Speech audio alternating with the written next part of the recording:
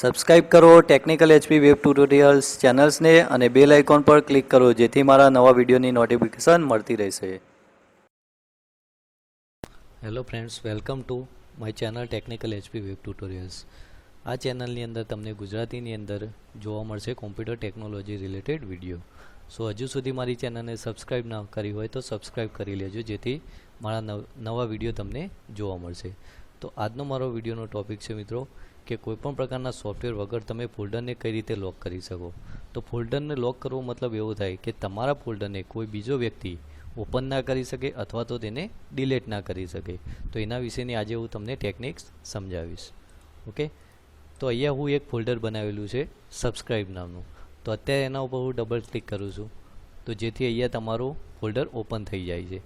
તો હવે એવી ટેકનિક્સનો યુઝ કરવાનો છે જેના કારણે આ ફોલ્ડર ઉપર ડબલ ક્લિક કરવામાં આવે તો પણ એ ફોલ્ડર ઓપન ન થાય. તો તમારે શું કરવાનું છે, તો જે ફોલ્ડરને લોક કરવું હોય એના ઉપર રાઇટ ક્લિક કરો અને પ્રોપર્ટીઝ ઉપર ક્લિક કરો. હવે અહીંયા તમને આ પ્રકારનો એક ડાયલોગ બોક્સ જોવા મળશે જેની અંદર સિક્યુરિટી ટેબ ઉપર ક્લિક કરો. સિક્યુરિટી ટેબ ઉપર ક્લિક કરવાથી તમને આ પ્રકારનું એક જોવા મળશે જેની અંદર એડમિનિસ્ટ્રેટર્સ એના ઉપર ક્લિક કરો અને એડિટ ઉપર ક્લિક કરો. એડિટ ઉપર ક્લિક કર્યા પછી ફરીથી તમને એડમિનિસ્ટ્રેટર્સ જોવા મળશે અને અહીંયાથી તમે જુઓ તો પરમિશન ફોર એડમિનિસ્ટ્રેટર્સની અંદર જોઈએ તો full control, modify, read and execute, list, folder content, read, તો આ બધાને શું કરેલું છે, અલાઉ કરેલું છે. તો હવે તમારે જો ફોલ્ડરને લોક કરવું હોય તો અહીંયાથી ડિનાય કરો. ડિનાય ઉપર ક્લિક કર્યા પછી અહીંયા તમે એપ્લાય બટન ઉપર ક્લિક કરો અને અહીંયાથી યસ ઉપર ક્લિક કરો. હવે અહીંયા ઓકે બટન ઉપર ક્લિક કરો. ફરીથી પાછું ઓકે બટન ઉપર ક્લિક કરો. તો હવે આપણે જોઈએ કે એ ફોલ્ડર લોક થયું છે કે નહીં. તો આના ઉપર હવે હું ડબલ ક્લિક કરું છું. તો મિત્રો જુઓ, આપણું જે ફોલ્ડર જે લોક કરવા માગીએ છીએ એ ફોલ્ડર તમારું લોક થઈ ગયું છે. અહીંયાથી કન્ટિન્યુ ઉપર ક્લિક કરશો છતાં એ ફોલ્ડર તમારું ઓપન નહીં થઈ શકે અથવા તો એ ફોલ્ડરને કોઈ બીજો વ્યક્તિ તમારો ડિલીટ પણ કરી નહીં શકે. તો આ ટેકનિકથી તમે તમારા ફોલ્ડરને લોક કરી શકો છો.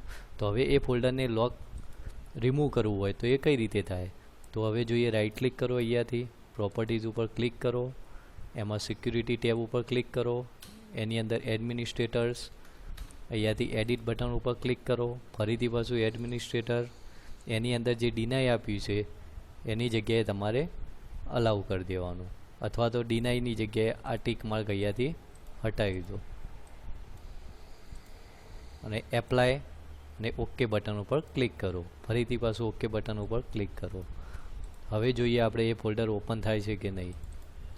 તો મિત્રો આ રીતે તમે તમારું જે ફોલ્ડર છે ફરીથી પાછું ઓપન કરી શકો છો. તો આ રીતે આ ટેકનિકનો યુઝ કરીને તમે તમારા પોતાના ફોલ્ડરને લોક કરી શકો છો. તો વિડીયો મિત્રો આ તમને ગમ્યો હોય તો લાઈક અને શેર કરજો અને મારી ચેનલને સબસ્ક્રાઈબ કરવાનું ના ભૂલતા જેથી મારા કોમ્પ્યુટર ટેકનોલોજી રિલેટેડ વિડીયો તમને જોવા મળશે. Thanks for watching this video.